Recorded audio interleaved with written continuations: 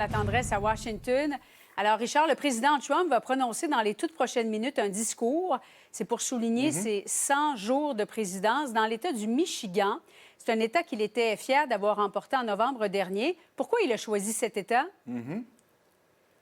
Bon, c'est un État mythique, Julie, pour Donald Trump, le Michigan, un de ces fameux États pivots qu'il a remporté lors de la dernière élection et qu'il avait aussi remporté en 2016. La dernière fois, en novembre dernier, c'était par à peine 80 000 voix sur 5 550 000 personnes qui s'étaient prononcées, 1,4 point d'écart par rapport à Kamala Harris. Mais il faut remonter à 2016, comme je te disais, Julie, parce qu'il avait tenu dans le Michigan son dernier rassemblement de campagne. Et passé minuit, le jour du vote, il avait déclaré que la classe ouvrière américaine allait enfin riposter. Ça a beaucoup résonné. Et c'est à cette classe ouvrière qu'il doit la victoire, ces deux dernières victoires. Alors, il vient leur parler parce que le Michigan, Julie, souffre déjà, est affecté déjà lourdement par ces tarifs douaniers qu'il impose à l'industrie automobile. Tu sais, qu'on fabrique des autos, on se les envoie d'un bord à de l'autre de la frontière ontarienne. Son but est justement de leur expliquer que ces politiques visent à raffermir ce secteur manufacturier américain. Il y a du travail à faire parce qu'au Michigan, déjà, là, on voit que ces politiques économiques font mal. Le taux de chômage n'a pas arrêté de grimper au cours des 3 derniers mois ou des 100 derniers jours, si tu préfères. Il s'établit à 5,5 dans le Michigan, qui est pas mal plus haut que la moyenne nationale.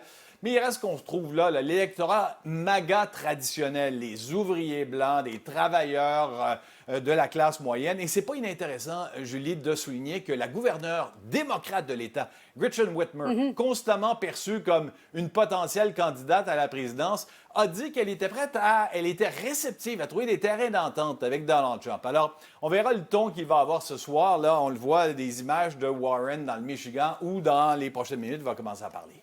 Et parmi les promesses qu'il a faites en campagne électorale, Richard, il y a celle où les Américains semblent lui reconnaître le plus de succès. C'est vraiment la lutte à l'immigration. Et je suis persuadé, Julie, qu'il va mettre l'accent, entre autres, sur ça aussi ce soir. Pas étonnant, d'ailleurs, qu'à la Maison-Blanche, on ait ouvert sa semaine de célébration des 100 jours avec ce thème-là. Les sondages montrent que tous les Américains sont loin d'être convaincus, Julie, mais ça reste le secteur où son taux d'approbation est le plus élevé. Et puis les chiffres parlent d'eux-mêmes, Julie. Là. Je te donne un repère. Le mois dernier, 264 personnes ont été appréhendées chaque jour à la frontière mexicaine. 264. Il y a un an, au mois de mars, c'était 4 488. Alors, ça te donne une idée du succès qu'on a connu de ce côté-là. Il y a 139 000 personnes qui déjà ont été expulsées depuis le 20 janvier. Puis, il n'a pas fini avec ses politiques répressives sur ce plan-là. Il a signé des décrets exécutifs hier.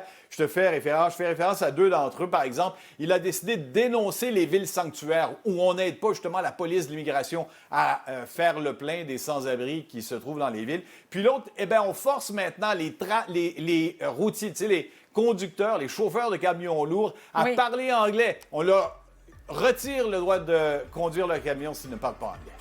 Merci beaucoup, Richard. Bonne soirée. On vous